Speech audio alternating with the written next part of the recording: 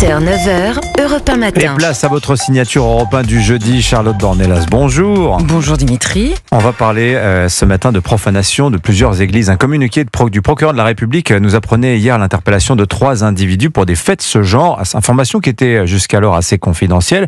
Pourquoi ça vous a fait particulièrement réagir, Charlotte ? Précisément pour cette raison.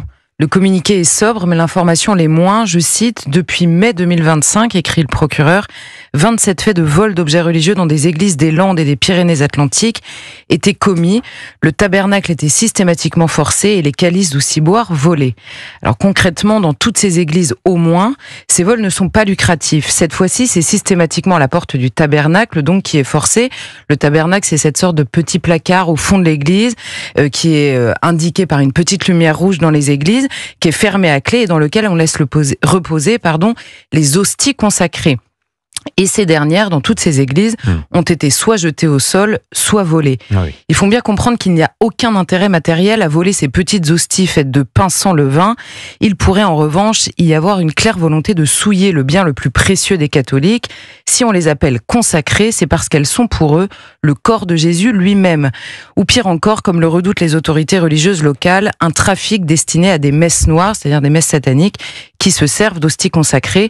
Pour l'heure, nous n'en savons pas plus. Mais ce qui est sûr, c'est que ces voleurs, contrairement sans doute à beaucoup de Français aujourd'hui, savent exactement ce qu'ils visent et cela a de quoi affecter les catholiques. Or, qui avait entendu parler de ces attaques à répétition au niveau national ?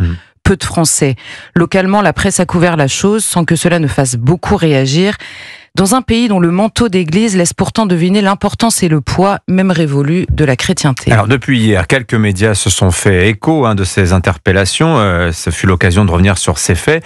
Réaction médiatique un peu tardive tout de même. Mais vous avez raison, tous ne l'ont pas fait du tout, mais certains oui. Notamment grâce à l'enquête ouverte par le procureur de Dax et donc au travail de la justice, ainsi qu'au minutieux travail d'enquête des gendarmes. Lundi soir, en effet, 3 individus ont été interpellés. On ignore pour l'instant leur profil comme leur motivation exacte, mais le communiqué précise que les investigations ont permis, je cite, de relier les faits entre eux et d'identifier ses auteurs potentiels.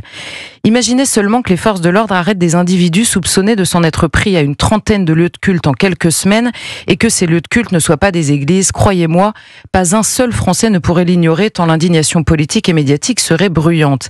Et ce n'est certainement pas un reproche en miroir de ma part. Il faut être particulièrement barbare pour s'en prendre à un lieu de culte, quel qu'il soit.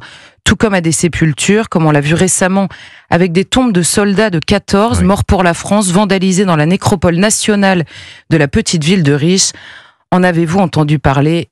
Non, certainement pas. Nous n'y prêtons plus attention. Pas plus qu'à nos lieux de culte catholiques qui demeurent pourtant autre chose qu'un problème patrimonial à résoudre pour nombre de Français. Pourquoi diable les églises peuvent-elles subir autant d'attaques sans que personne ne s'en offusque ? Et comment vous expliquez ce relatif silence, cette indifférence ? Mais on ne supporte pas en France les discriminations à condition qu'elles touchent les minorités.